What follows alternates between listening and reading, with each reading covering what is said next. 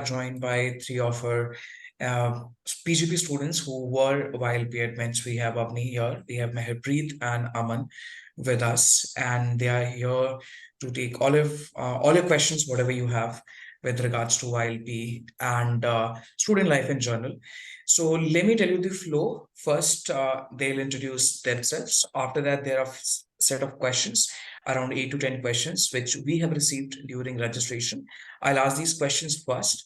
After that, we are open for Q&A, question and answer. You can ask a question. You can raise your hand. I will unmute you. You can ask your questions. Yeah. So to start with, okay, who want to go first? Avni, Meher, or Aman for the introduction? I have no preference. Anyone can go. Sure. Avni, go ahead. Okay, fine. So hi everyone. So I'm Avni Shah. I'm a deferred YLP, which means I had my admit for last year, but then I deferred it by 1 year and joined ISB for cohort of 24. So I did my undergraduation in pharmacy from ICT Mumbai, and I applied in my final year. And then I worked with ZS Associates. I don't know how many of you are aware about it, but I'm sure it'll come to your campus for recruiting to some of your campuses. So I worked there for 2.5 years. So I came from consulting. I finished 1 year at ISB, like I'll finish soon. I'm exiting into consulting, so I'm going to BCG after ISB. And yeah, I think it's like a lot of fun and a lot of learning here. So looking forward to answering whatever questions you all have. Great. Meher. Great. Hi, everybody. I'm Meherpreet Kaur, and I'm just a regular YLP. I did not defer my admission at all. Before coming to ISB, I completed my BCom honors in economics from Punjab University, post which I worked around 6 months in my family business. And after that, I joined Accenture and I did project management there. After my time here at ISB, I'll be joining Air India in the strategy division. And I'm open to any questions that you guys may have. Great. Good. Aman? Yeah, hi guys, this is Aman Chaudhary. I hail from Siliguri. I did my undergrad from Shriram College of Commerce, BCom honors there. Then I joined ZS Associates as Avni. I was there for a year, and then I shifted to my family business, and I am now studying at ISB. Post which I'll be heading back to my family business and a startup of my own. Yeah, looking forward to answer all of your questions. Perfect. So the very first question, which everyone asks in all of our webinars, and you might be encountering these questions day in and out on LinkedIn, and if you meet people in person, why ISB and why 1 year MBA, not a conventional 2 year MIM? Avni, your reasons. Okay, yeah. So I think why 1 year MBA and why ISB? So I think I was very clear that I wanted to gather some work experience before I go to B school, because I had spoken to people in ISB and from IIMs. I knew I wanted to do an MBA. So I had spoken to people in both these positions, and what I knew was a lot of what you learn in MBA is like applied learning. So when you've experienced it beforehand in some form or the other, it's very easy to pick up and catch on to what you're learning, right? So I did want some work experience. Why not MIM and why ISB? Firstly, because I didn't want to go abroad. I wanted to like build my network in India. So ISB sort of is the best for that. And I think between an MIM and an MBA, personally, I think MIM's catching up, but it's yet like a long way to go to the kind of recognition that just MBA gets you in a workplace, right? So I think that was why MBA.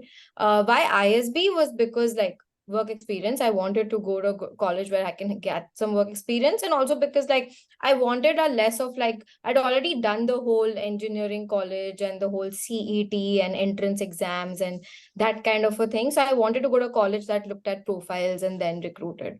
So yeah, I think because of these two things, I think ISB was the best fit. And that time also rankings were very good. So even when I was applying, it had good rankings. So it made sense. All right. Meher. So mine's quite similar to what Avni was saying. I was very clear in the sense that I did not want my MBA.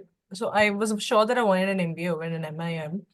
Again, the same thing, I did not want to go abroad. And even opening up my options for abroad, I knew that the MIMs outside also do not match up to the MBAs that you can get outside. So it would have been either an MBA abroad or MBA here. And in that decision, I decided that it's better to do an MBA here because I wanted to eventually, in the long term, do a business here in India.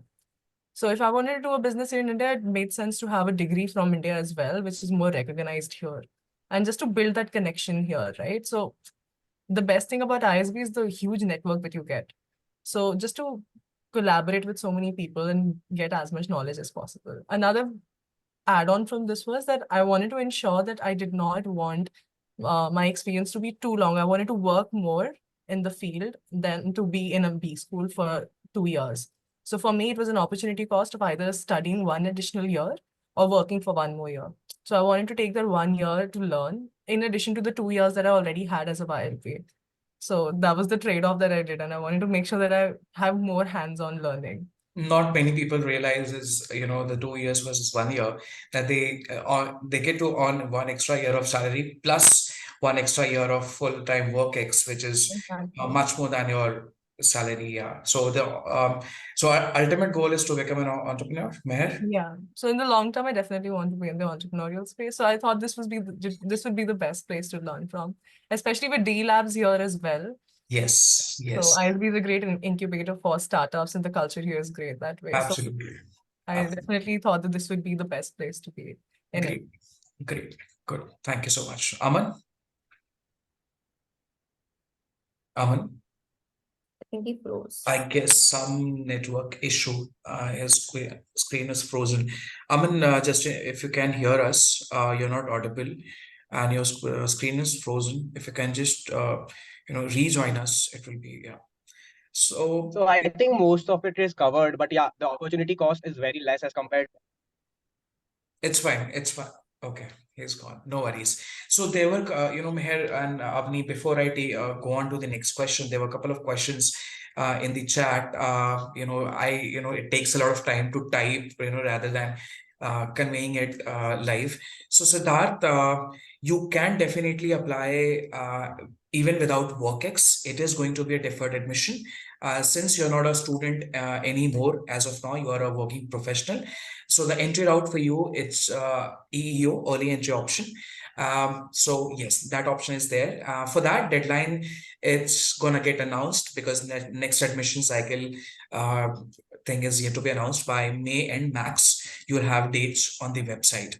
But yes, to apply to ISB, you can definitely apply as freshers or as a student. For students, that entry route, because I just answered somebody, asked that 2 years of work is mandatory. Yes, to get into the class, to get into the PGP cohort, 2 years of full-time work ex after your graduation, it's mandatory. Not that to apply, you should have 2 years of work ex. No, you can definitely apply, but it's going to be a deferred admission, right? So I guess it answers your question. Aman, yes. So yeah, am I audible now? Yes. Yeah. So the opportunity cost is definitely very less. So a 1 year program gives you a much less opportunity cost. And as an entrepreneur, the course is very rigorous in itself, right? So as compared to a 2 year program. So as an entrepreneur, while you're managing a business in a startup post ISB, the kind of time management, the kind of pressure management that you learn here at ISB is unparalleled.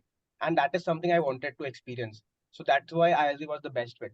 And along with it, ISB gives you a kind of global exposure in terms of exchanges, international exchanges. All the professors that profess here are very internationally acclaimed, having PhDs from across the world. So that is one added advantage to it that is there for ISB. Yeah. All right. Thank you so much for your introduction. So, somebody has asked, so doing 2 years MBA in 1 year, it's like, they remove the part of syllabus of curriculum to shorten it to match the standards of MBA. So, Mahit, if I'm pronouncing your name correctly, if not, then kindly pardon me. No, Mahit, it's not that you compromise on syllabus if it's a 1 year thing. Let me give you a simple and fair calculation of 2 years versus 1 year. In 2 years MBA, you have around 3 to 4 months of internship, right? Because majority of the class, they are freshers. Here, there's no internship. ELP we have, that's optional. That's optional credit course, ELP, right? So you save 3 to 4 months straight away there. Also, since it's in 2 years program, you have semesters and trimester, and after every semester trimester you have around 20-25 days of break. That's not the case here. We have a 1 year program, hence we do not have semester trimester, we have terms. 1 year is divided into 8 terms, and term breaks are pretty limited. At max it goes to 7 days. At times it's just 3 to 4 days, right? So you save a lot of time there also. All those holidays, and then all government holidays which people get in MBA colleges, generally it's very limited at ISB. So around yeah, I mean, it comes to around 3 to 5 months. So learning perspective, if you talk about, your contact hours are absolutely similar. The difference of 1 year program versus 2 year program, the contact hours is around hardly 20 to 25 hours, right? Which is technically similar. Like they teach extra 1 or 2 days max in 1 year if you see the contact hours. So absolutely no. And this is something, Mahit, this is not a new program. ISB happened to be the pioneer of 1 year MBA in India. All 1 year MBA which you see now, they all have started after ISB. It is already a successful and a proven model. So you don't lose out on anything when it comes to knowledge. You have to decide whether what is right for you. You want to go for a traditional 2 year. By the way, 2 years is not MBA. We call it an MBA, but it's actually MIM, Masters in Management. Globally, if you see in any 2 year program, it is considered as MIM. So yeah, so if you are in dilemma, you're not sure about it, you can get in touch with alums here or anybody outside ISP, and you can seek help in that way, right? All right. Next question. Okay, so how does 1 year typically looks like at ISV? Because it is you start in April, first or second week, and then in April you end. This year the convocation, the graduation dates on April 5th. Exactly around 29 days from now. So how an year at ISB looks like? Aman, can we start with you? Yeah. So the entire year is divided into 8 terms. So each term is comprised of 1.5 months, and we have around 4 to 5 subjects per term. So initially for the 3.5 terms, we have the core subjects. We have to definitely choose every core subject. And for the last 4.5 terms, we have electives. So out of 7 majors, if I'm not wrong, marketing, finance, strategy, leadership, entrepreneurship, IT, operations. So people can choose up to a maximum of 2 majors in the remaining 4.5 terms. So you have to complete 6 subjects to complete a major. So yeah, that is the year that looks like in terms of academically. Okay, Avni, you wanna add something? Yeah, I think over and above CADS, right? For me, I think I came to this campus yesterday. Like, you don't realize when the year goes by. And the best thing about B School, the best thing about ISB is B School is like a world in itself. So you're suddenly on this campus that's 2 degrees lower than rest of Hyderabad because it's so green. You have activities going on all the time. It's either organized by your cohort or it's organized by the administration team of ISB itself. And all the time, you're like, your life is very happening. So there's this running joke at ISB which says that we have 600 students on one campus, or like 300 students, and there are 365 days, which means there's always someone's birthday. So you always have a birthday party to go to every single day. So yeah, I think it's a year of transformation.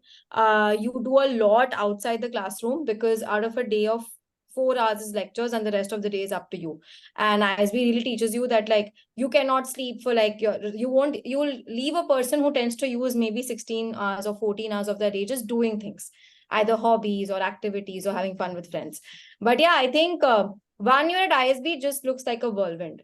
Like when I was a YLP, someone told me that you won't know what hit you, but when you'll come out, you'll be a different person. And I'll tell you all the same thing, that it'll come in like a string of fire, but you'll just turn out to be like a really crazy better person after ISB.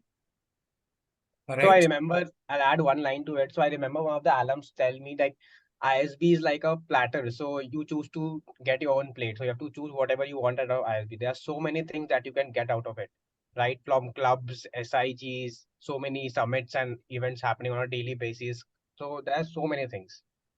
We'll come to those points, SICs and the events and all those. So Meher, you want to add something about, how did your 1 year pass by? I think it's very similar to what these guys also mentioned. It's just very rigorous. So throughout the day, you will be doing some. Another ongoing thing that we have at ISB that we say is 12 p.m. is the new 9 p.m. So the day does not end at ISB. It's very normal for us to be up at 3 a.m. working on something or just chilling out with some friends. The world works in a different time zone here. So it's been very rigorous. You utilize your full 24 hours in a very optimum way here. So that's when I think when people think that, okay, it's the 1 year program instead of a 2 year, maybe you're missing out on stuff. You're not. You're just really utilizing every single moment that you have on campus. Like max productive. Yeah, very productive. Very productive. Yeah. Right. So since all of you all, are YLP admits, and majority of the people who have joined us, they are YLP aspirants. So when did you choose to apply? How did you get to know about YLP? When you made a decision, I should give it a try. Was it, pre-final year, the final year? How did the journey, went? And then maybe something on learning weekends, some fun stuff, some learning stuff, talk about? Meher, go ahead. Okay. So I wrote my application for ISB in my pre-final year, I guess. So, sorry, in my final year. That was right before I was about to graduate. So I finished my entire process right after my graduation. So by the time I graduated, I knew that I would be coming to ISB. And the process was some 3-ish months, I believe. So from the first deadline to when I first gave my essay to when I got the acceptance, score. I guess. Yeah, so the test score, right. So in 3-ish months, I'd given my GMAT/GRE, whichever one you choose. So after doing that, within like 4, 5, 6 months, I think the whole process is around a 6-ish months process where you finally realize that, okay, you're going to this place and everything's sorted there. Yeah, prep was very basic, but YLP weekends are a great place to be. I think I've made one of my closest friends at the YLP weekend. So one great thing about these YLP weekends is that once you enter ISB, you already have a certain set of people that you can rely on, and you kind of come with your own company there to the campus. So it really helps. And the YLP weekend kind of just helps you get more acclimatized to ISB. So the weekends are just as hectic as the terms here at ISB are. So you'll have a whole day of lectures with all the great profs that actually teach here later on as well. So this was one great way to know how the teachers are going to be, how the courses here at ISB work, and just to really get to know everybody who's coming. And it was so crazy. So the very first YLP weekend that we had, I remember all of us were put up together, and in the lobby we met, and there's 20 different people introducing themselves, all from different parts of the country doing all different things. And that's where you really realize how diverse ISB is and how diverse all the candidates that here are. So that's when I knew that, okay, ISB is going to be really worth it because there's so much to learn from everybody. Right. Aman, your take on your learning weekends, or how did this entire YLP journey started? When did you decide, and how did you get to know about it? So I also, I think, applied in the final year of my undergrad. So similar to Meher, it's a journey of around 6 to 8 months, right from the first application to the interview, and then you wait for your results. So that was a crazy time. Talking about YLP learning weekends, I think it's one of the best part of an ISB journey. Like I remember the first friends, and I think one of the closest friends that I have here at ISB are from the learning weekends. So it's like I remember on the first day of campus, I knew at least 30, 40 familiar faces as compared to a new PGP student who does not know anyone here at campus, right? So it just gives you and I think YLP weekends are a kind of head start or a snapshot into what your ISB life would look like. So it's like a 2-day kind of experience of your 365 days. So yeah, that's definitely worth it. You get to know what ISB life you would be experiencing. Yeah. All right. Avni, when did you plan to apply? Pre-final or the final year? Yeah, so I think like final year, and honestly, like to everyone out there, I think being a student in India, right? And you want to do an MBA, I think YLP as a program just makes a lot of sense. Because what happens is it's the only college which is really good, which is giving you this sense of security that you go figure out your career a bit, explore a bit for 2 years. You need to work for 2 years, but you have that liberty that, after 2 years, I have a B school waiting for me. So for me, at like final year, I wasn't very sure that which field I wanted to go to, but I knew I wanted to do a master's. I knew I wanted to do an MBA from a good school. And when you have a college that's giving you that sort of exact pathway, it was like tailor-made. So I think me applying for YLP was only because, I have a sense of security from a good B school while I get to work how corporate cultures work out. So yeah, I think it just made a lot of sense to apply. So yeah, I applied in my final year. And yeah, I think Meher and Aman covered the rest of it. And basically, YLP weekends are a lot of fun because, you start partying with everyone in your cohort before you actually start talking and all to them. So then you end up having more fun. And where they are held, I think I saw some questions. So they are held either, I think Kaushik will answer better, but usually like you do get called to the campus to see the campus and all that, right? The weekend. Yes, at times Mohali campus, at times Hyderabad campus. Yeah.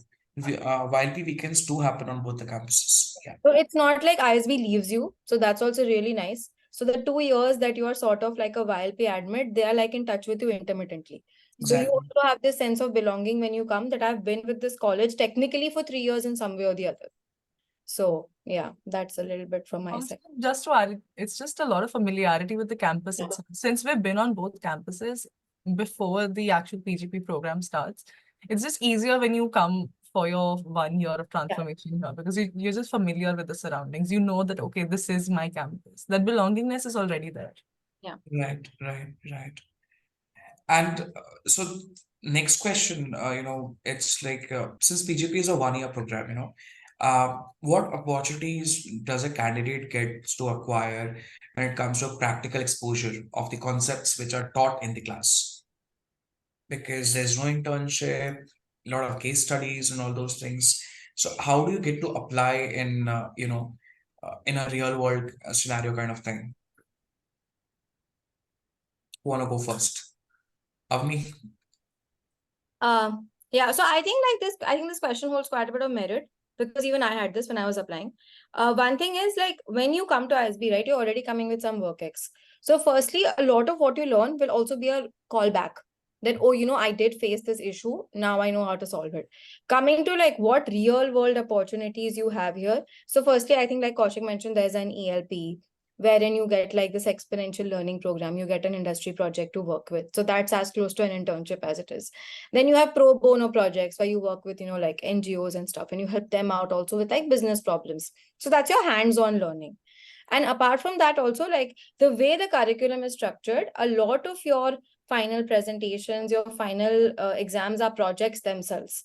So you're always creating some prototype, you're always creating some idea maps, you're always coming up with ways to present the work. So like just the way it's structured, it's very application focused. So it's not like you're missing out. Technically, from my understanding, that internship part comes in when you don't have work experience. So when you have work experience, this is just something wherein they give you enough hands-on projects to deal with, and you also get these internship-like opportunities. And apart from that, honestly, your biggest real-life learning, I think like Meher said, right? You'll have people across different industries, across different years of work experience. There's a very high chance that you and someone who's your boss's age is at ISB together. So you're going to be learning from them as well. So it's like you're already learning hands-on when you are in your study group or when you're sitting with your peers itself. Right. So, Aman, you were talking about the SIGs and the group projects and assignments. So the next question, to all of you, but Aman, you can start with, what are those learning opportunities which are available beyond classroom at ISB? Because classroom learning, it is just one part of it. Maybe 15-20%, 25%, not beyond that, I guess. Yeah. So, talking about the many clubs and SIGs at ISB, so I think there are more than 15 professional clubs and around 10 social clubs at ISB. 17 professional clubs and 10 social clubs, yeah. Yeah. So yeah, 17 professional clubs. So any field you want to enter, there's a club that is there for it. And that's the best part of it. So I was the vice president of the EVC Entrepreneurship and Venture Capital Club here at ISB. And I think that was one of the best decisions I took here at ISB. So anything related to entrepreneurship, firstly, the kind of people who join the club all are entrepreneurial in nature. And you know, somewhere down the line, either maybe not immediately post ISB, but 3 years, 5 years down the line, they'll be having some kind of startup or business of their own. And if you get to network with such people at this stage, it's like a kind of network that you have built forever. So that's the best advantage of being a part of clubs. Secondly, with respect to the activities that all the clubs have throughout the year. So we have conclaves for each of the clubs, like marketing conclave, EVC conclave. Then there are multiple events like the Artha, which is the finance conclave. Then we have ILS, Indian Leadership Summit. So we have multiple speakers coming from all across the globe to speak at ISB throughout the year. So I don't remember isn't a week wherein we don't have a speaker session at ISB. So that is the kind of learning that ISB provides to you, apart from all this academic learnings. Right. Meher, anything you want to add? Yeah, so even here at ISB, you get the option to even create any of the SIGs that you think you want to create. So I was on the steering committee of the wellness SIG here too. So it's just, so an SIG basically is something that the students think they want to come up with, whether it could be something related to your work life. So we had some SIGs which were like the trading and investment SIG, which is something a bit more related to say what would be more relevant in your work life later. And there's more SIGs like the food and beverage SIG, which make sure that we're all happy throughout the year with good food. So I think it's like a very wholesome experience where even the SIGs keep hosting a lot of events where you get to learn about a lot of different things. Similarly, with all the social clubs too, social clubs keep you engaged throughout the year. So I was a part of the footwork factory as well, which is part of under the dance club. So throughout all the events, you'll make great friends and constantly keep hosting workshops for everybody on campus. Well, it's a great learning experience, basically. And for the audience, SIG means special interest group. Yeah, And we have this year some SIG on AI also, artificial yeah, we have an intelligence. AI SIG. Yes. So for the audience, you have that liberty to start any SIG if you wish to. You can start, on the basis of involvement of people and interest and all those activities. Later on, that SIG can get converted into a full-fledged club also. So ISB gives that liberty. Yeah. And also, to all three of you, we have something called shadow CEOs, Yeah. shadow founder, shadow, product manager, all those things. What are these activities? And then, how does it help in placements? How long are these sessions? How often does it happen? Can you talk about these things? So I think I can take up Shadow and Alum for sure, since I was a part of the ALC and we were the ones who organized All right. Shadow and Alum. Sure. So Shadow and Alum is a program where you are mapped one-on-one basically with some industry leader who will also be an alum from ISP. So you get to spend almost a day with the alum in their workplace most of the times. And you get to spend the day with them, ask them any questions that you may have. They take you through their work, and you're able to basically understand how it is when you're in their shoes. So if for people who want to pivot and want to try out how different industries are to make the choice of where they want to go, I think this is a great opportunity because you get to really see how work is happening in those companies. So we had alums from all the major companies that you can think of in all functions, and this happens quite a few times. So we did Shadow and Alum twice this year. It was supposed to happen. So it happens every 2-3 months where you're paired up with these industry titans and you get to experience what these industries are like. Right. And same thing goes for Shadow CEO also. Yeah. Right? Even Shadow CEO is similar. You get to spend an entire day with a CEO who signs up, and you basically get to interact and learn from them in their actual work environment. Right. And by any chance, any of you went for, any of the study treks? Did any of you? Not go for, but I think Aman can really help us through because EVC also organized a founder trek recently. Aman?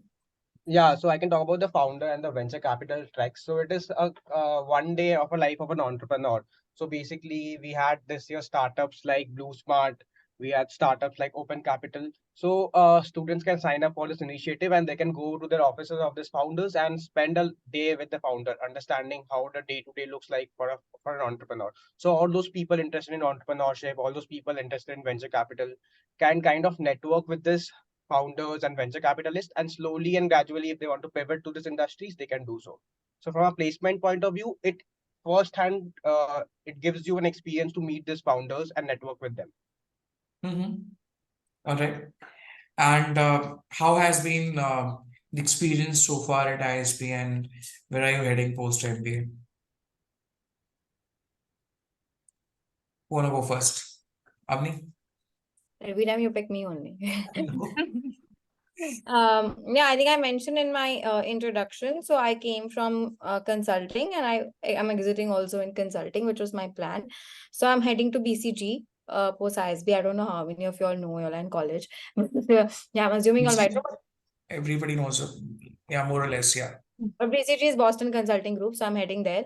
And yeah, like I said, how was the experience at ISB? I would do a ISB like complete 1 year MBA again if given a chance. So I'm not ready to leave this place. I loved it. I think it's the perfect. It's the like everything you hear, every stereotype about MBA grads, like, oh, they're taught like all round development, or oh, you learn how to speak and act and behave and everything, and you think, does this actually happen? It actually happens. So the person you enter and the person who you leave are quite different. And yeah, I think you learn a lot of things here. If I have to pick up my 3 takeaways, I think definitely like how many hours in a day actually exists is just crazy. Like Meher said, you actually realize so much you can do. You definitely become high functioning. You make great friends. There's like this auto filter, right? Because everyone who's coming to this is already filtered by ISB. So you end up connecting with a lot of people just very easily. And yeah, you create like memories for like a lifetime. So yeah, if I had a chance, I would come back with all of you all also and do my MBA again. Great. Meher. Very similar. Even I would do it all over again. I do not want to leave, honestly, even right now. I feel it's really, at the same time, it feels like we just joined yesterday, and at the same time, it feels like we've been here forever. But then I don't want to leave because the experience has been amazing. Again, like this was the first time that I moved away from home. So even my undergrad was in my home city as well. So this was my first time living away from home, and it was such a transformative experience because I think now I'm so independent in everything that I'm doing, and just the way you think really changes after an MBA. So everything just refines to a different level. Right. Yeah. Aman. But I think Avni really covered everything. I think ISB calls it the year of transformation. It is actually a year of transformation. So initially you might think that what kind of transformation will it take place? But once you are at the verge of leaving this place, you realize, yeah, you have actually transformed. Talking about 2, 3 takeaways. So I think definitely with people management and time management and pressure management, 3 important skills that I definitely take from ISB are this. So ISB is as diverse as it can be. So you get to meet a lot of people from different backgrounds, different age brackets, and the kind of dealings you have with people in terms of various clubs, various study groups, various events that take place, various social events. So you kind to deal with a lot of people. You learn to understand how people think. You definitely your viewpoint towards a lot of things improves. Secondly, with respect to time management and pressure management, your day increases. Like initially, I used to work maybe 10 to 12 hours a day. Now it definitely has increased to 16 to 18 hours a day. So you tend to do a lot of activities on a regular basis or a day-to-day basis. Yeah, so that's there. Right. And Aman, you have been to the campus exchange also, at the Mohali campus. Yeah. You'd like to share the experience there because, we do get a lot of questions, the Hyderabad versus Mohali, since you have been a part of both the campuses, your take on that. I think ISB follows that 2 campus 1 school policy. So definitely that is truest in its sense. So I don't think there isn't a difference with respect to any academics or any peer-to-peer learning, be it the Hyderabad or the Mohali campus. Just that the number of students at the Mohali campus is 300, whereas at Hyderabad it's 600. So it's more of a closer knit experience, a closer knit group. People are more tightly bound there. So that is definitely there. ISB Mohali is built on a recent base. Like I think it's only been 10 to 12 years since ISB Mohali has been built. So the infrastructure is little bit kind of modern there as compared to ISB Hyderabad. Apart from that, it's a smaller campus. So people have meals at the Sarovar there all 3 times a day. So definitely the kind of networking opportunities that is there at Mohali is a kind of better experience there.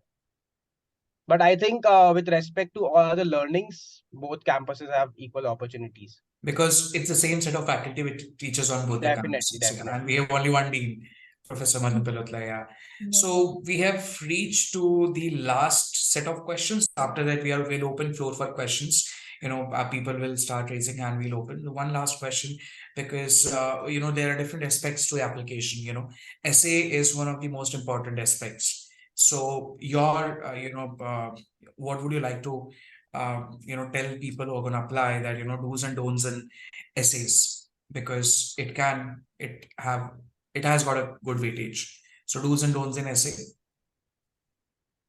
Is it me? I mean, I leave it to you. I mean, all three of you. Who's going to go? Okay, Meher, go ahead. No, I think Avni should take this one. He should take. Okay. Yeah, I think honestly, don't chat GPT your essay. And I think just try and write it as much as you can by yourself, right? Two reasons. One, because alums take your admission, like alums are part of the admission round that goes on the interview. So what happens is it's just a conversation. It's very easy to pick up if someone's faked it through the essay. So that's one thing. So you need to make sure your essay resonates a lot about you. Also, it's more or less like your story. The topic keeps changing, but it's a chance for you to present yourself. So the more you are connected to your essay, the better it is. I think don't chat GPT. Also, I think don't fake anything in the essay. So I can give you an example. I had once written that I really like cycling, which was not fake because I just started. But somehow my panel had someone who had done like Tour de France or followed it or something. So he immediately started asking me a lot of questions, to which I had to say that I have just started, so I am fairly amateur. But because I had written that, I had a save. So technically, you never know who's going to connect with you on what part of your essay. So just be like genuine and try to show what's actually happened in your life. And usually that's a good enough story for people to like buy. You don't need to like go really like extra with the essay. I think just being yourself is enough. All right. Meher, anything you want to add? Yeah, I think also writing the essay itself kind of gives you a lot of perspective as to how you want to make use of this 1 year at ISB. You really know that, okay, this is what I'm coming with and this is where I want to be. So through that essay, you're really able to portray what you want to bring to ISB. And you're able to showcase yourself and your personality. ISB as a school really looks at the profile of the individuals. An essay is a great way to stand out amongst all the profiles and to tell your true story. So even for my essay, I wrote the essay completely by myself, and I basically built up on how my journey came about to be, or what motivated me to take that route of MBA. And I think that really helped me through because even, yeah, like Avni mentioned in the interview, you will end up talking about the things that you've written in the essay.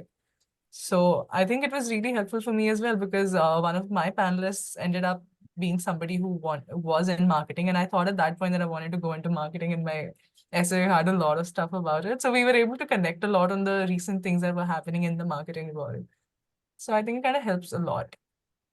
Right. And it also helps cover up for any gaps that you think that you might have in your profile otherwise. So this is one place where you can sort of like cover up and showcase yourself in like the true sense of yours. Okay. Aman, anything to add? Yeah, I think most of it has been covered. But yeah, two things. Your essay should be your story. It should not be someone else's story. So Right. that should be the first parameter to start with. Secondly, I think two things that I kept in mind before writing an essay. So, what will you add to the cohort, and how will the cohort benefit from you? So, two things that should, I think, be in an essay are these 2 points. And third, I think you should talk to a few alums or current students to get an understanding of how an essay should be. So, get it reviewed from at least 2 to 3 alums before submitting it finally. So that just gives you a understanding of people who have gone through it. Yeah, and I think just to add one last thing is do your research. I think what Meher said is really very true. That when you're writing your essay, you're figuring out yourself also why you want to go to ISB, right? So do your research, read up on the college, read up on the course. What are some of the things that you want to pursue? That really helps because that shows that you have intent to pursue that degree. Right.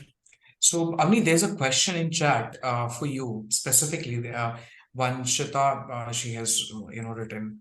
If you can answer, she is a B Pharma student. The very first question, I guess. Fellow B Farm does the B Farm degree person. If you can just type or you answer it live. I answer live, it's okay. Sure, sure. So hi Vanshita. Yeah, I think I totally resonate. Even I used to think like this only will it cause any hindrance? And no, it doesn't. So yeah, management consulting, like a lot of things in India, is very engineering dominated. No offense to any engineers who are in the audience, but yeah, I think it is dominated by engineers and like your commerce graduates. But you find your space. And if you want to get into consulting, if you are from B Farm background like me, an MBA definitely makes sense because then you're sort of like going into this genderless role. But no, I think like companies like ZS who are into healthcare consulting, you have Genpact, you have like other companies as well. They do kind of value the fact that you come with that experience. So no, it does not create any hindrance. I think it just works on like basic problem solving that you should be good at. Thank you so much. So Ali has asked a question. It is for us, the admissions. Ali, you're completing your full-time 2 years of full-time work ex by September 2024. So you are very much eligible for direct entry. You don't need to worry about early entry option or the YLP about which we are talking about. So you're good to go. And portal will get open by, I guess, May end or June first week. And then that's where you can start your application. You can start building up your application, and whenever you feel that you are ready, maybe by September, which is going to be round 1, exact dates you'll get to know, or maybe by December, second round or third round, whenever you feel that you are ready, you can apply. Yeah. And there's a question by Shrija. The question is not clear. Shrija, if you can, if you can raise your hand, I can unmute you and you can ask a question. I'm currently doing a 3 years program, 1 year of PG and 3 years of UG. Would this affect my chance of making it to ISB? It's little sure. So Shrija, go ahead. I've unmuted you. Hi. So my question was, so will 3 years degree instead of a 4 year UG? So will this affect my chance of getting into ISB? So generally, like most B schools, like they ask for a 4 year degree, right? I mean, a 4 year UG, right? So will 3 years degree be like a, will it be like a barrier or in some sense like an Understood your obstacle question. for? Understood your Yeah. question. So absolutely not. We don't have any criteria of 3 years UG or a 4 years UG. You'll find a lot of them. I mean, every year batch varies from 800 to 900. I can't give you exact number, but I would say around 51% or more than that. There are people with normal graduation, which is BCom, BSc, or other graduation apart from uh, BTech. So these are essentially 3 years program. So absolutely not. Don't worry about it. It's absolutely fine. Yeah. Thank you. Yeah. All right. Jashandeep, go ahead, please ask a question. Hi, good evening. Hi. So I'm currently in my undergrad engineering, of course. So I wanted to ask, what does an ideal YLP profile look like? Since the program is specialized for students who currently in college and lack work experience, how is the YLP student profile different from one which is a regular PGP student profile? Okay, so Jashan, I guess there is a confusion. So YLP is not any other program which is offered by ISB. It is known as Young Leaders Program, which enables pre-final and final year student. You as a UG student can apply to ISB for the 1 year MBA which we have it. So this not many people know that being a fresher, being student, you can apply to ISB. To get into ISB, 2 years of full-time work after graduation, which is needed. So YLP is not a different program. It is another entry route to the 1 year MBA, which we have at ISB.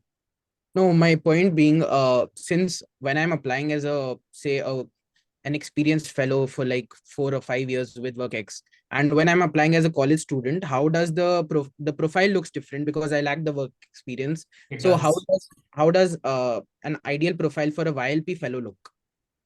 All right. Okay, so there are set of essays which we have to write on the basis of your UG marks, your LOR, and on the basis of essays, you will be evaluated that way. Right, right. Thank you very And much. essays are not just for the sake of it. They have a very significant weightage. That's your story. That's what makes your profile unique. So it has to be your story, and it should be about you. Right. Thank you very much. Good luck. Arnav, go ahead, please. Okay, Arnav so Shetty. my question was, I mean, most students who end up securing an admit to YLP are usually 99 percentile or a very good GMAT score, right? I just want to ask, a lot of students have this dilemma of whether they should pursue an education at an Ivy League abroad with a score like that. So how would you compare an MBA at ISB with an MBA abroad at an Ivy League? All right. I'll answer the first part that the 99 percentile or 9 point something CGPA student get into ISB. That's not the truth. You'll find enough and more people, because we don't have a cutoff when it comes to UG or test scores. It is a set of score that changes every year. Just in case, if you feel as per you that any of the aspect of your application it's weak and it might pull you down, or it can be a hindrance to your ISB dream, no worries. You can compensate it with others, as in your test scores, your essays, your LOR, right? We often say at ISB, as admissions team, worry about things which are in your control. Control the controllables. You can't go back in 10th, 12th. You can't change your scores there. You can't go back in your first or second semester, or the first year or second year. You can't change your scores. That's technically not possible. You are still in college, no worries. If you feel that maybe first year or second year was not as good as it should have been, no problem. You still have your third year, or if you're in a maybe a 4 years program, you have your fourth year, you have 2 semester, 4 semester, depends. So you can improve your marks there, your grades there, and of course GMAT or GRE, whichever test you choose to take, LOR and SS. Yeah. And coming to the question of why ISB and why not maybe one of the uh, Ivy League names, or any other college. Aman, Meher, Avni. Meher, go ahead. Yeah. So for me, like I mentioned, I knew that I wanted to work in India. So Yeah. if you want to work in the end in India, it kind of makes more sense to have a network and a base here in India itself. So it was in that way, it was beneficial for me to choose ISB first. Also, I also had the same question when I was applying, and I was wondering if going to IVs made sense. But another addition to what comes for IVs is that you need to have like at least 3 to 4 years of work ex before you go into an Ivy League. The average batch age there is much higher. They expect you to come with a lot of work ex, which is not the case for a YLP admit here. You still can come with like 2 years of work ex and make the most of the experience here. So that was one major thing that hindered my approach to going abroad, at least. Yeah. Aman? I think I answered the question in two parts. So, firstly, I think it depends on the ROI that you want to have. So, if you want to stay in India, the ROI by studying in an Indian B school is much higher as compared to a US or a Ivy League B school. So that's my take on it. And secondly, as an entrepreneur, I wanted to make a network within India. So ISB seemed like the best bet, because once you are there in an IB school, most of the students will be from across the globe. And if you want to stay outside, it might make sense. But if you want to stay in India for the longer term, ISB, the kind of network that ISB provides, is unparalleled, and that's my choice. Right. Avni, your take on this? Yeah, I think Arnav, it all comes down to like where do you see yourself? So, I mean, if you want to be in India, or you eventually want to come back in India like I did, then it makes a lot of sense to just go with ISV, because I think they covered it. You want your network to be here, you want to grow here, and also like from like a purchasing power parity, it makes sense from an ROI perspective. Another thing is also your age, right? Which I think Meher sort of touched upon, that to go abroad, even if you have a 716 GMAT, you're going to need like 4-5 years or 4 years, whereas in ISB you get that with 2 years. So I think, yeah, I think for me it was that I wanted to stay in India, and I also didn't want to wait for so long to finish my MBA. So, but staying in India was a big driver to kind of go to ISB. Right. Arnav, I want to add something. Uh, if you don't know, ISB has got 55 plus partnerships, wherein we have from there we get 200 plus visiting faculty. And these visiting faculties, they don't come just for the sake of, one lecture or two lecture. They come for entire term, and one term is about 1.5 month. So there are people, I mean, detailed download is there on the website after the session. You can go and check. You name a Ivy League or any tier one business school which is there in your mind, we have faculty from there. So I mean, there's an option of having world-class business education right here in the heart of the country. That's in Hyderabad as well as in Mohali. So I hope that answers your question. Yes, got it. Thank you so much, guys. Right. Yeah, Meher, or adding maybe to it, I think there's an opportunity for international exchanges also that's provided by ISB. right, So I think right. ISB has a partnership with more than 50 business schools across the world. So Yeah, if you want to get a flavor of being studying in an international B school, ISB provides you with that too. right. Thank you so much, Aman, for that. Yeah. All right. Okay. Sujal, go ahead. Sujal Rokale. Hello. Hi, Sujal. Hi, everyone. Hi. So, my question is, can I get into ISB coming from tier 3 college and it is really worth it to coming from very small city and go to ISB? Can it is possible? Okay. First question, can you get into ISB with tier 3 college? Absolutely yes. ISB doesn't have any, any bias against any college. And I talked about, the diverse cohort, which ranges between 800 to 900. You will find people from all walks of life, all sort of colleges. So do not get into that dilemma that, ISB, it's a big name, and if you come from a tier 3, you cannot get in. No, that's not the case. We don't have any bias. It totally depends that, how do you put your candidature through your application. It depends. And city, tier 2, tier 3 city, absolutely. I mean, it is not even a question. You don't worry about it. Yeah. Okay, and also the ROI means it is really worth it. Means if I am dreaming very big and means I'm listening to you guys and I think can it will be life changing. See, Sujal, okay, of course, I'll ask, one of the students or maybe all three of them, to answer this. But before that, I want to add, see, so if it is your dream, so you'll have to work hard for it. Yeah, it's not the case that you get into ISP and tomorrow, you land up into a, very big fancy office at a very great salary. You'll have to work hard for it. So that's the case. So yeah, uh, getting into ISP, it is just one stepping stone to your dream. Once you get onto the campus, you'll have to work hard towards your dream, whatever it is. And talking about the ROI, I guess three students, they are the right set of people to talk about it. Yeah. Meher, not Yeah, I Abbas. think it's a complete year of transformation. I would definitely say that the ROI for me, it makes sense to come here. Yeah. So not just purely from an ROI perspective, I think it really changes you from who you are as a person. So I have seen too many changes in me, the way I've become, the way I'm more independent, the way I command myself across in a room, things like that, which really help even when you go to work in your jobs.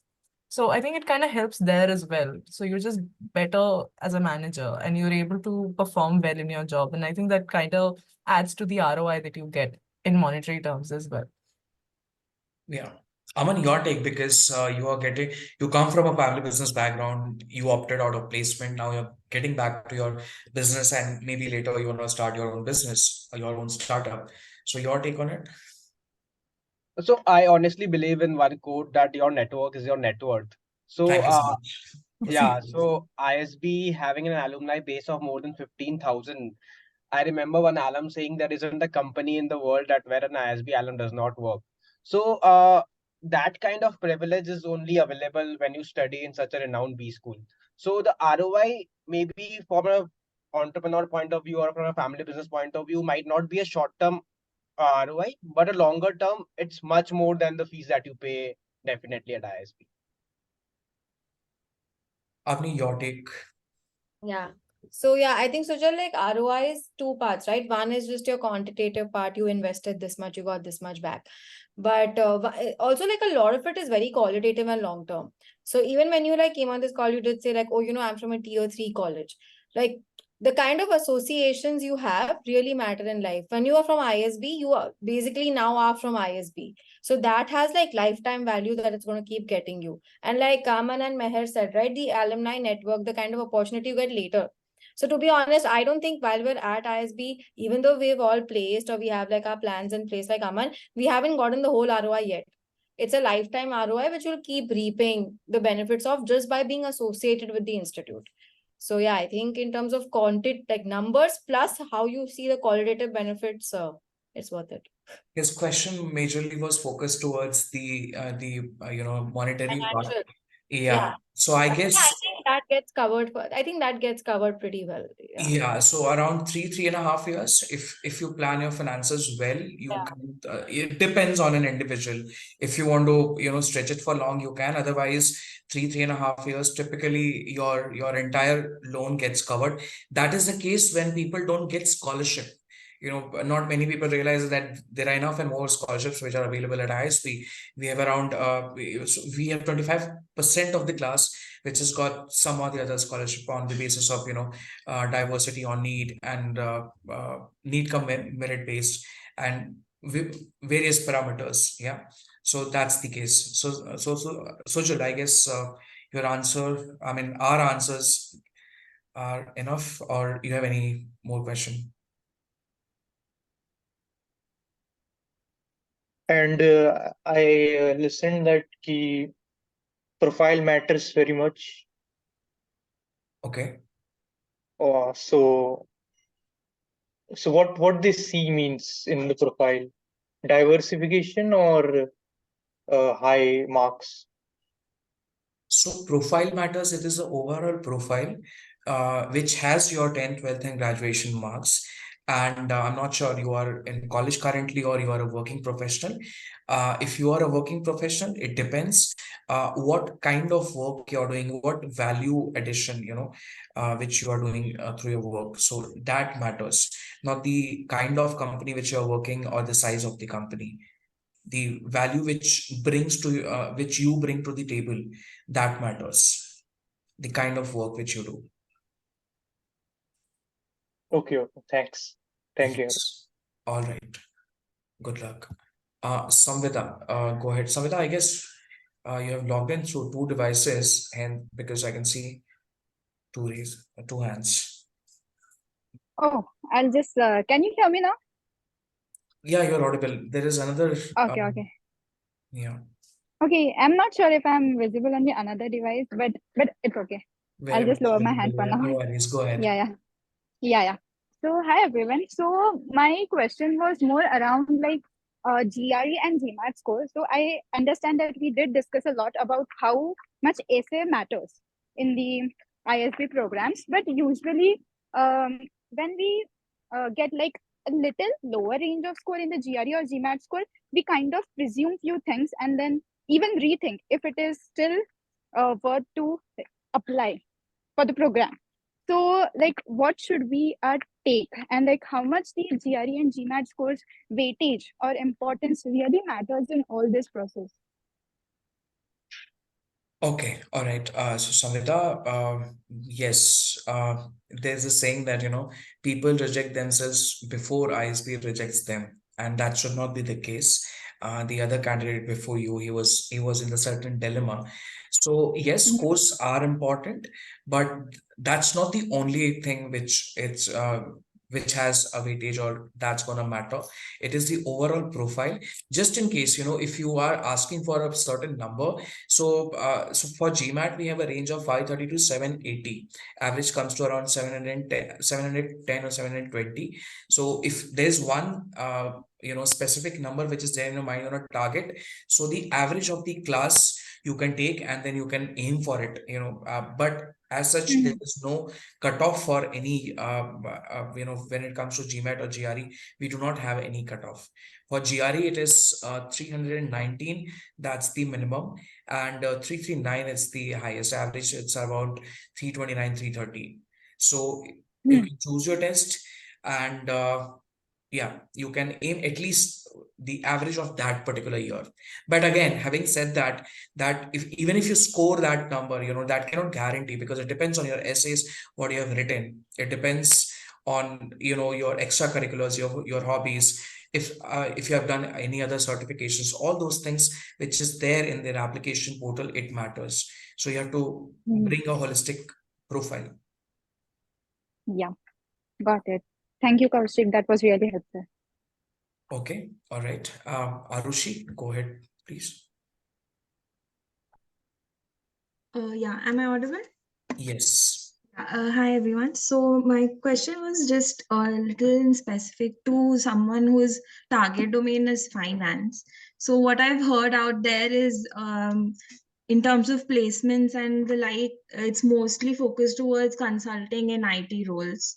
So I just wanted to have your inputs in terms of how someone who's actually interested in finance can actually make use of ISB's program. Okay. So Arushi, we have placements in every domain. Yes. In last few years, if you see a lot of people, they are getting into consulting, but it has nothing to do with ISB that we have certain thing that these men students should get into consulting. If a world outside believes that ISB students are good in consulting and strategy, I mean that's a good thing for us, but it has nothing to do. You can go to isb.edu. 5 years placement report is there. There are enough and more finance related jobs which have come to the campus. People have been hired, maybe in retail banking, IB, investment banking, or fintech companies. There are enough and more roles. Maybe Aman or Meher or Avni, any of your friends in your, maybe study group or in your quad were from finance and they got placed. Any idea about it?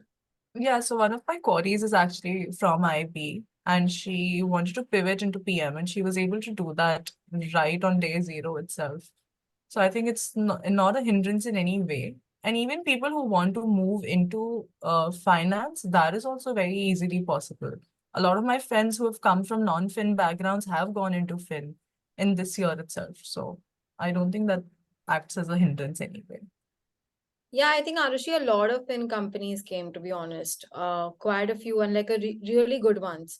So your Right. IBs, your VCs, all of them came in Fees good as well. numbers. Yeah. And I don't know whose question it was on like fin professors and faculty or something. I don't know if it was yours only, but like if we have this prof called Prasanna Tantri, you can check him out on like YouTube. He's very famous. And then we have like Shekhar Thoman, and we have like these really good fin and eco props who are really well known in like the whole fin circuit. So yeah, you get like really good fin exposure. Not only in your in electives as well, you have like a lot of options. Yeah. So I think like Kaushik said, because ISB had like a founding team of like people from like really top tier consulting. So there's like this perception that it's a consulting school, but like a lot of fin roles do come in as well. Yeah, Arushi, the best thing would be that, maybe after the session or whenever you get time, just go to isb.edu and go to the program page and, download the placement report. 5 years placement report is there on the website. Yeah. All right. Thank you. Thank you so much, everyone. All right. Okay. Sahil, go ahead, please. Hello everyone. Hi. My question was, I'm currently pursuing CA and I'm in degree third year for BCom. So I'm struggling to complete my CA, but I was thinking to go with ISB. So should I apply now or should I wait until I complete my CA? So Okay. it should not be the case like I couldn't complete CA and I couldn't get into ISB also. So But I why, am preparing for why, a backup. but why are you tired of CA? Like, because of studies? Like I have given 4 times but couldn't clear yet. I have Okay. completed the foundation stage, Uh-huh. but in the second stage CA Inter I have given 4 times. I'm trying to give it in November again this time for the final time. So should I apply it now or afterwards? You can very well apply as YLP now because you're still pursuing, and along with your CA thing, you get a BCom degree also, right? Yeah, I'm pursuing BCom also, but you don't have to go to college for that That's okay. BCom. That's fine. That's fine. It's okay. As long as you're pursuing, you are very much eligible to apply. Not a problem. But CA, it is a good thing. I mean, this is my personal take. I mean, you if you have started, try and complete it because and also uh, if you feel that get after getting into ISB, you know you don't need to study anything, things will fall into place like that. No, that's not going to be the case. You'll have to work hard for everything. Not the case that I don't want to work hard, but there's something at a stage you feel it's not Fine, getting. no problem. You are the best judge of your life, and you know what is happening with you. If you're not happy with it, fine. If you're not, quit it. That's totally up to you. And since you're already pursuing your BCom, very much eligible to apply. Have you already completed first year?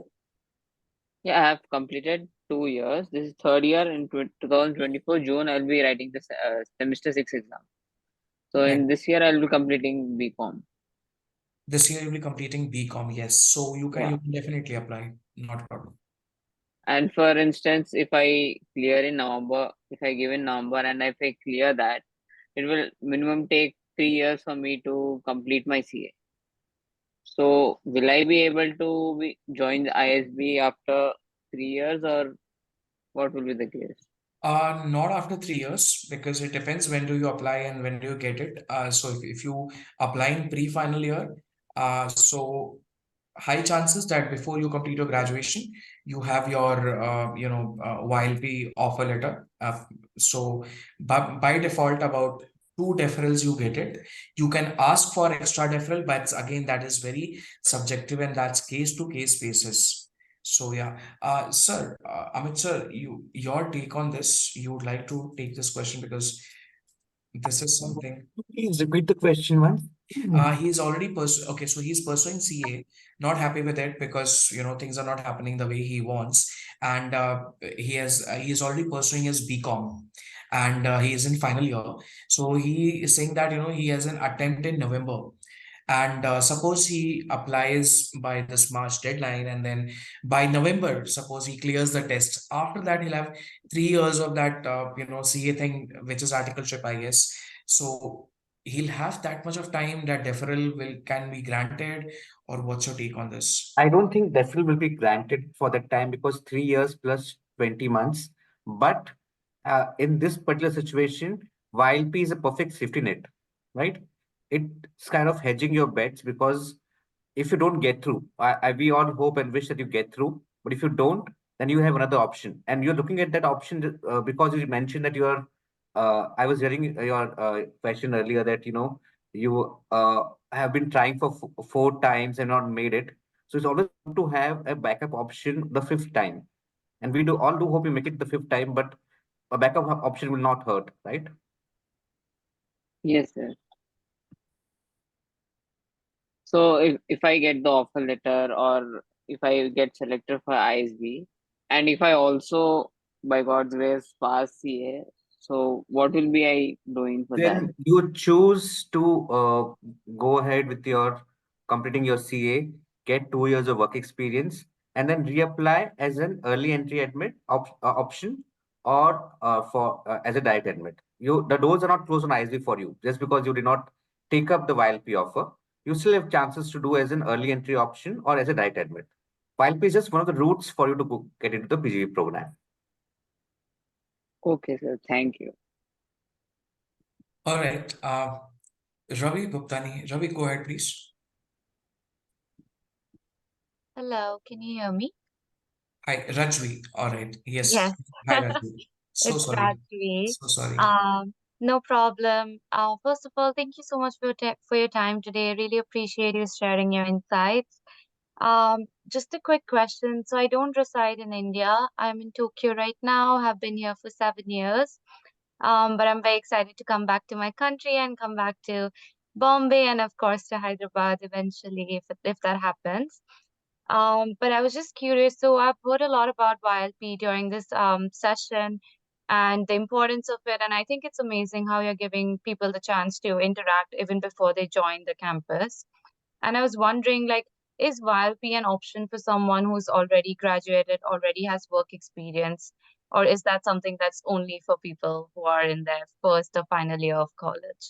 So, Rajvi, this is for people who are pursuing their UG or PG. So, yeah, for working professional, early entry option and direct admit. Early entry option is for people who do not have 2 years of work ex. So, yeah. Got it. Understood. Thank you. All right. Arnav, you have any more question? Yeah, so just one tiny question. So I think between, let's say I'm applying for the ISB. Arnav, unmute yourself. Hello. Yeah. Am I audible? Yeah. Yeah. So between the ISB, YLP, and early entry option, now assuming I'm working through my rounds in the ISB YLP program, am I also allowed to apply in the early entry option in the after, let's say my results are not out, I'm not sure if I'm getting into YLP. Can I also apply in the early entry option while I'm working through my YLP? Yes, you can. Okay. Yes, because by the time, the admission cycle starts, the next admission. So I'm assuming you're in final year currently, Arnav? Yes, I'm in a final year. Final year. So I'm assuming, by the time in next 3-4 months, you will be a working professional. And admission cycle, it's gonna start from May and June onwards. So and if you make it to, let's assume that you make it to YLP stage 2, you'll have to submit your scores by 31st of August. So by the Right. time you'll have scores also. So Right. no worries, you can, if you want to if you try, you can try as early entry candidate also, not a problem. Okay. Thank you so much. All right. Sir, there are few questions which are there in chat, and just a minute. Would you like to take some? All right. Jaya has asked what weightage do LORs have? So your take on this? So LORs are essentially a validation of your skill sets from somebody who has worked closely with you in a professional environment. So they do have a weightage, uh, although it's not as high as the other parameters. More important are your ACADS, your work experience, and your the test scores. Your extracurrics, your LOR, your essays, of course, also have weightage, and extracurrics and LOR do have some weightages, but not as high as the others. Okay. And again, a repeated question, and the perfect score, maybe, sir, being a director for PGP So there is no Wednesdays. perfect score for ISB. So if you look at the last year, this current cohort's range, uh, the range was 530 to 780, and the median was somewhere around 710. Median was 710 exactly. Average was somewhere around that. So it's a wide range. And why did somebody with 530 or let's say 600 or 610 get in? Because they had something else which was on the stronger side. So it's all about balancing your profile. So if you feel that your ACADs are great, your work experiences are great, you have written very crisp and clear essays, then your lower GMAT can also do. It's all about balancing a profile. If everything is great, then you also stand a great chance of getting a good scholarship as well. That's how the process works. All right, thank you, sir. And Vatsal has asked a question. Could you create a brief about the early entry option and in which month student exchange takes place? So, Vatsal, early entry option is for people who are already a graduate they have valid GRE or a GMAT score, but they do not have 2 years of full-time work ex after the UG. They can very well apply as early entry applicant, and there are two stages to it: the application stage and interview stage. They have to clear both. If they clear both, they'll have an offer letter. That's going to be deferred offer letter. So they'll get into the class only after 2 years of full-time work ex. And let me tell you the date, the calculations of 2 years. 31st of March, most of the time, 31st of March is the hard stop or to your job, right? So by 31st of March of that particular year, when you're planning to get into the class, if you are completing 2 years, you can apply as early entry or direct admit. That way, it's not that to apply, you should have 2 years of work ex. Talking about the exchange starts after placements, and placements starts October end, November first week onwards. By November and December first week, we mostly we wrap up. So towards mid December or mid December onwards, you can go on your exchange. So that's about it. And sir, we have Jashan who raised a hand. Just a minute, I'll unmute him.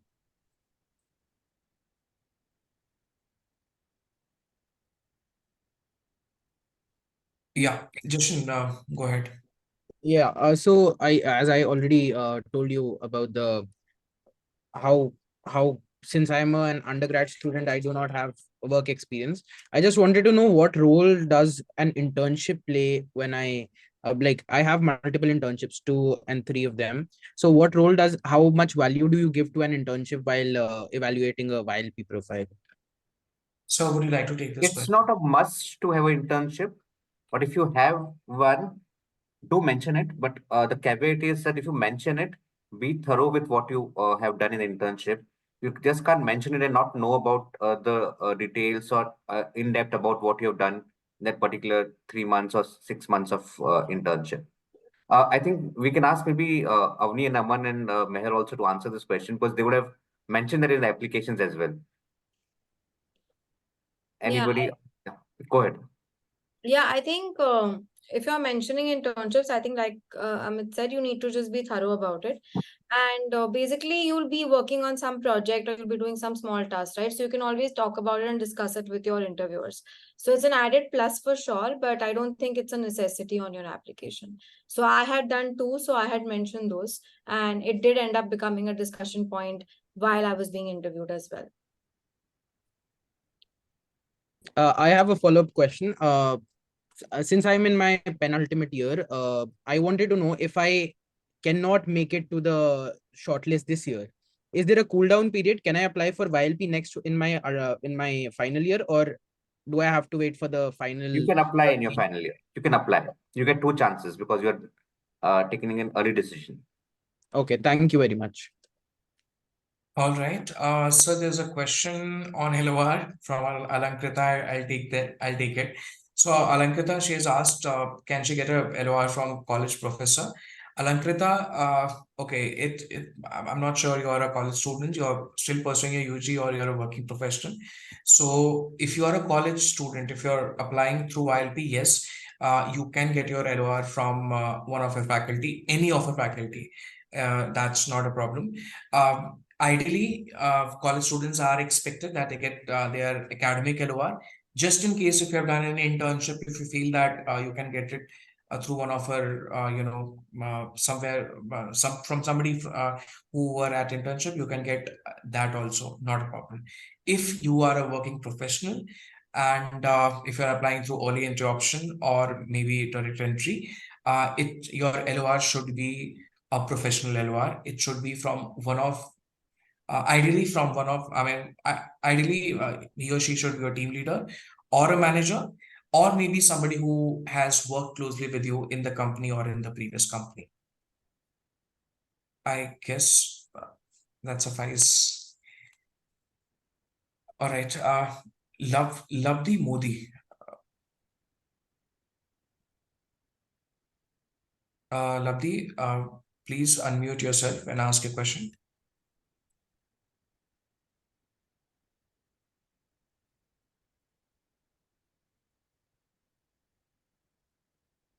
Hi, am I audible? Yes. Yeah, so like I wanted to apply for YLP. And I'm in the final year of my post graduation. So is it possible like for me to apply? So, Lovely, is your post-graduation, it is in continuation to your UG, or did you take a break Yes, for it is continuation to UG. perfect. So you are eligible to apply as YLP applicant, yes. Okay, so like when does the application start and it ends like for YLP exactly? So portal is already open, and I'll in a chat box I'll put the URL. It's www.isb.edu/YLP. Deadline for that is 31st of March for stage 1. Okay, sir. And like I'll be graduating by this June, and I have not submitted my GMAT score yet. Like so, like when I have to submit my GMAT score, like So, I okay, yeah. understood. So if you clear stage 1, that you'll get to know by April end, max May first week. And to submit your GRE or a GMAT score along with LOR, one LOR and one more essay. Deadline for that is 31st of August 2024. Okay, sir. Yeah, got it. Yes. So you can start your preparation now, or maybe if you're doing it already, perfect, not a problem. And then if you are shortlisted for stage 2, then you choose your test date and write your exam and then submit your scores. Yeah. Okay. Thank you. All right. I'm just writing the URL here. There you can log in, you can create your profile, and then you can start filling up your application. Yeah. Okay, sir. Right. With this, sir, we have answered So, most of the questions. since there are no more questions, we'll end this session. But before that, I have to thank Aman, Avni, and Meher, for so patiently being there for the session and answering your all the questions and bringing those insights for the candidates. I'm sure they'll help the candidates, and we'll also be sharing this session live. Or I'm not live, of course, a recording of this session on YouTube, and not just the people who attended today, but a lot of others will also benefit from your insights. Thank you, all three of you, for taking your time out from your busy schedules of the 1 year at ISB and being part of this session. Thank you all once again. No And worries. All the best, everyone. Thank you. Thank you so much, Thank Thank you, you, Anushka and everybody. Kaushik. All the best. thank you so much. all the best, everyone. Thank you. All Thanks, Kaushik, as well, for moderating the session. right. All the best. Thank you so much, sir. All right.